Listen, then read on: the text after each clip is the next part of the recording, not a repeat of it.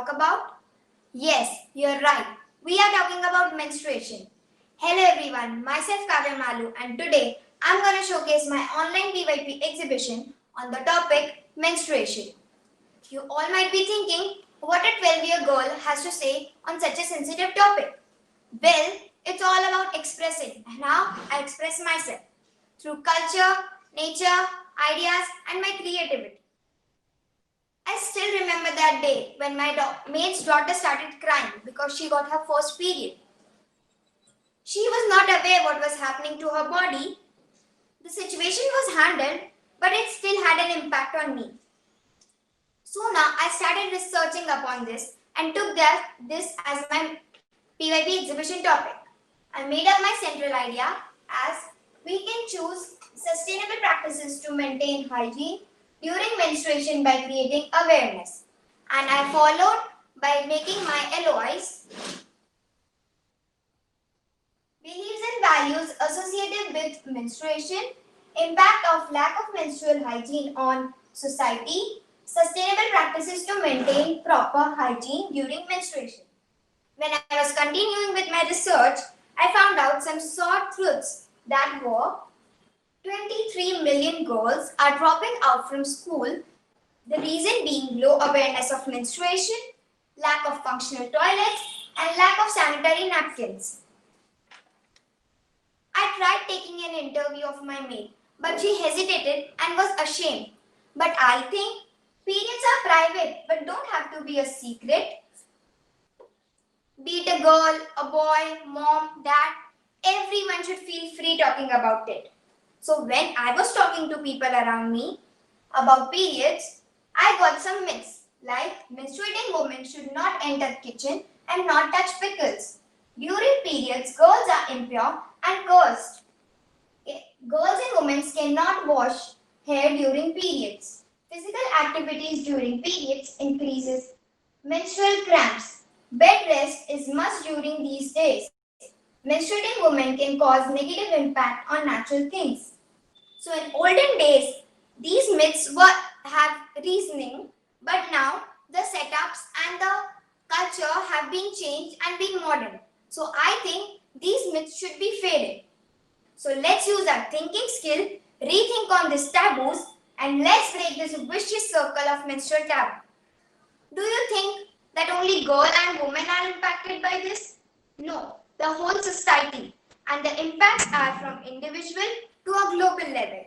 So first coming to the first impact, which is mental and emotional health, that includes stress, low self-esteem, insecurities and mood disorder. For this, I interviewed a very well-known author, Savi Sharma, who is also an emotional influencer. Through her stories, she shared her perspective how people even nowadays goes through various mental and emotional imbalances because of unawareness, which leads to individual emotional impacts. So I thought to spread awareness among the same. Now coming to the second impact, which is physical well-being, that includes hygiene, food and nutrition, and infections and diseases. For this, I interviewed a very famous nutritionist called Radha Patil, who helped me know more about food myths during period. She suggested me that eat iron content food, dark chocolate, dry fruits, raw fruits and vegetables, and more, and also avoid oily and spicy food.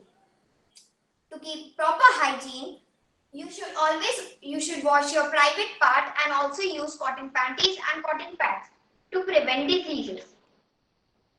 Coming to the third impact, which is environmental effects, that include water and land pollution, soil erosion and increased waste.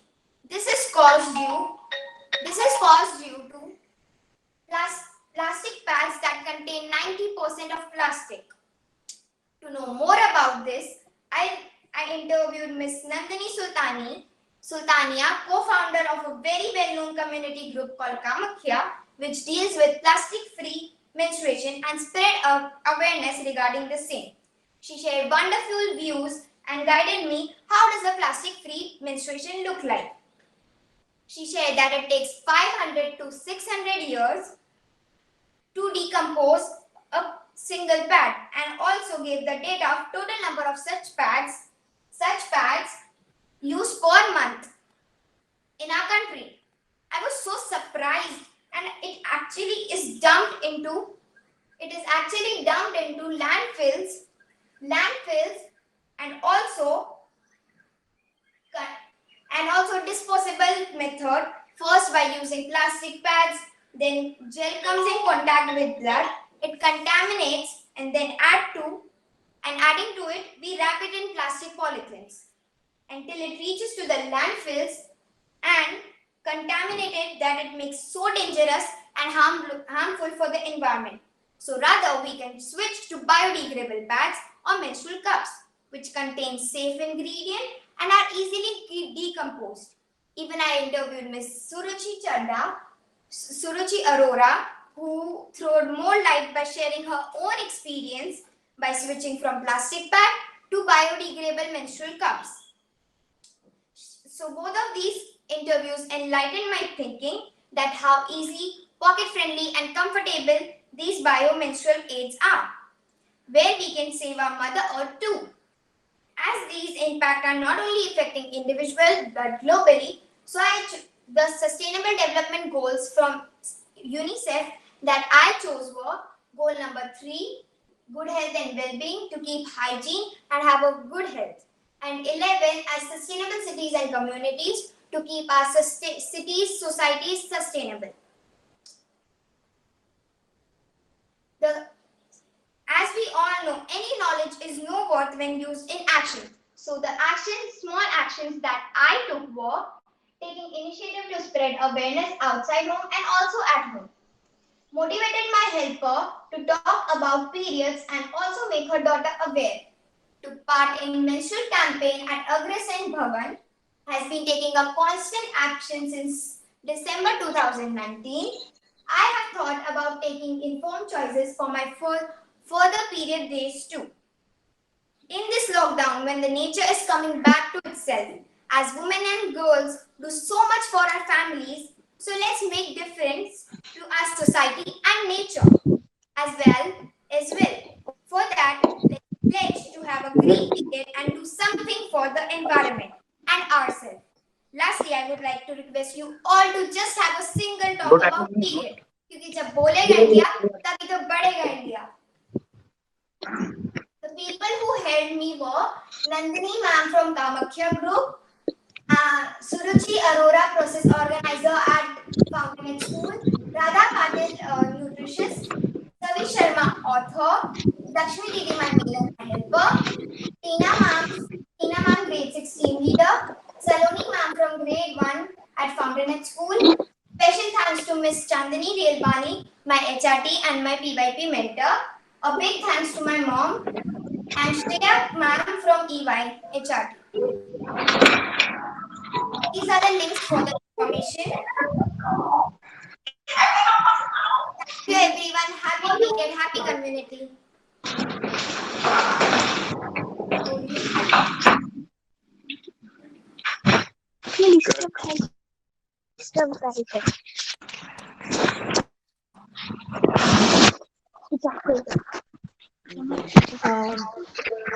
So parents are requested to mute cameras, please.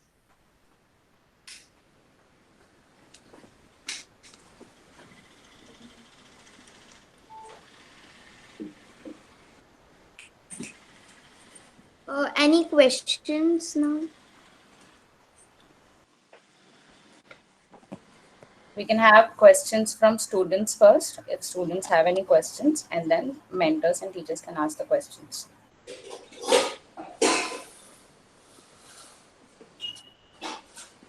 Students, if you have any questions.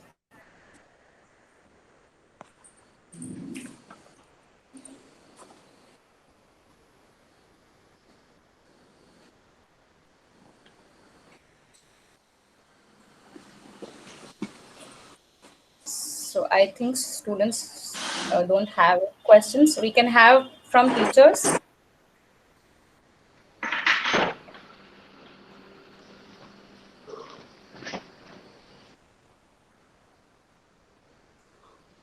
Okay. So I will ask you. Yes, ma'am. Hi, Kavya. It was a wonderful presentation. I got to know so many things. I would like to know that what is your plan exactly? Like you mentioned that you will make informed choices in future. So what sort of informed choices will you make? Which kind of myths you will follow? What kind of sustainable practices you will follow to have a happy and a healthy hygienic period? Okay, so in my future periods, I will follow some of the myths like not touching the kitchen, and because at that time I would not be so capable and it would be my first period, so I will not able to, I will need to have some rest. And for sustainable practices, I'll use biodegradable pad, and for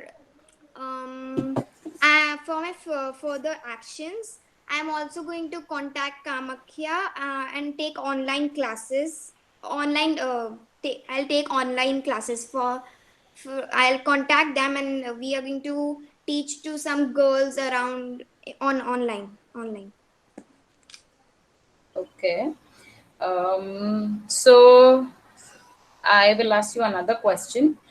How are you going to inform young girls? So I think, yeah, we have a question from Adya. I will read that aloud for you.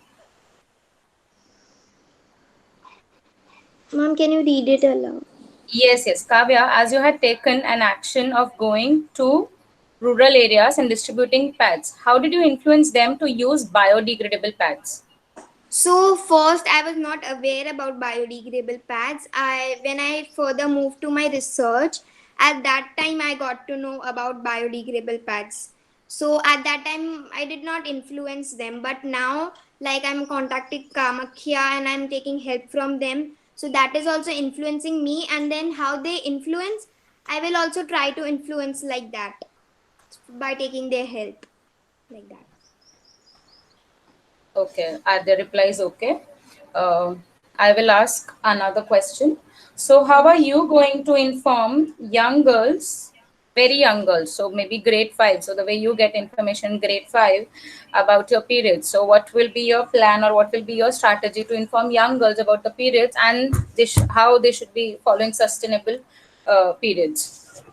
Actually, ma'am, we made that puberty. We made some essential agreement that will not tell below of our age anything about periods or something. So I think we should, when they come to grade 6, they'll obviously have their puberty or topic, and then I can conduct sessions or something like that. But With them then you in recently. grade 6.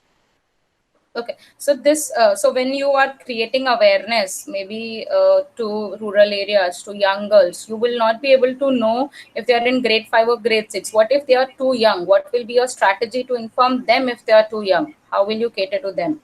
Okay, so I'll use fun activities to inform them, not like, so I explain this in a very research way and a data way, but them I'll have some activities so they also enjoy and they are learning also. So yeah, that will be my idea. Okay, going further, what do you think are the risks involved when you're creating awareness, especially to the community who is uneducated? So basically, I can see you going so far in the journey that you would want to like speak to discuss with tribal people as well. So, what do you think are the risks involved, and what will be your attitude to handle those risks? So, firstly, I will have to be very calm and I'll have to speak in their language so they also connect to me. But अगर उन्हें like Hindi थोड़ी मेरी समझ नहीं आ रही है, something like that, so it will be a risk that if they don't understand and they'll take it as another way, so I'll have to keep that also in mind and teach them in their way. So I have to be very calm about this topic. I have to connect to them actually. Okay. Going further, if if you are supposed to create awareness in Surat itself, and then you face some difficulties in a way that, okay, people are actually not agreeing to you and your way that you should be following myths or you should not be following myths, and the way you should be having your own perspective, how will you handle that kind of reaction from people? Because you had an interaction with Kamakhya team, and they also discussed all these points with you. So how are you preparing yourself for that? How will you handle that kind of audience? So, ma'am, firstly, I'll have to make my research or my data very strong and a little emotional, that they also feel ki, oh, this is happening and this is creating so much, dirtiness and harming so much the environment, that, you should use biodegradable pad. And if something happens like this, I'll not argue to them or do something, but I'll make my research more stronger, and then again I'll talk to them. I'll not give up. So that will be my strategy. That's a good, that I can see you that you're persistent. Okay. Apart from that, I had this last question. Why should people trust you, or why should people believe you what you are saying? They should have their own perspectives, right? Why they should follow what you are saying? See, I know I'm a 12-year girl, but I think if I am connected to them, I'm listening to them, and I'm also taking their beliefs and values. I did not tell them that you should not follow these beliefs and values. You keep these. I'll connect to them so much, and they'll feel very secure. They'll feel like okay, ये हमारी हमारे बीच के ही है. They will feel very comfortable with me. I want to do this, like, yeah. Okay, okay. I am done with my questions. Yes, I think Pooja ma'am has a question. I'll read that aloud for you. Would you wish to, would you wish to bring this awareness amongst male genders, especially peers, boys, to understand the issue as well? Yes, And if of course. yes, then how? Okay, yes. So I include my PPT also, in my PPT also, that even a boy, a girl, a man, a woman, everyone should know about periods, because if a man will know about periods, if they looking at my father, I also try to share with him, and then slowly and gradually now we have created a very good bond, and we don't feel ashamed. If you talk, boy will know about this, and will, if they start talking only now, it will create a very very good impact. If you're talking to one single girl also now, it will create, that can help girls also. Okay. Pooja ma'am says thank you and well organized presentation. Okay. Do we have questions from anyone else? Okay.